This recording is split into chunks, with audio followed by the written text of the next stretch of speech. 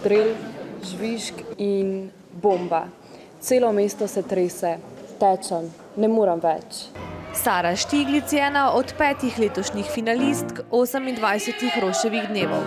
Njen spis o sirski begunki je navdušil strokovno komisijo. Navdih sem dobila, ker sem gledala oddaje na televiziji in v bistvu so me začela prevzemati čustva in ko sem pisala, sem se v bistvu nekako rešila vse te groze. Finalistka Nika Rajšter raje kot spise piše pesmi. Predvsem je bila dolgočasna pri meni aktualna otožna tematika zaradi, ne vem, tudi takšnega obdobja mojega življenja. Na tekmovanje se je prijavilo 46 avtoric in le 6 avtorjev. Med 5 najboljših se je prebil Sven Pušnik.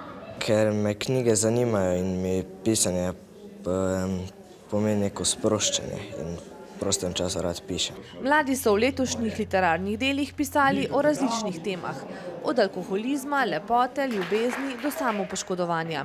Skratka, zelo raznoliki teksti, zelo raznolike teme, ki sem jih jaz pravzaprav v predgovoru k zborniku poimenovala kar ta lepa pisma, zaupna pisma, ki so nam jih poslali, in če lahko se izrazim nekoliko v prenesenem pomenu, dajmo, odpišimo jim.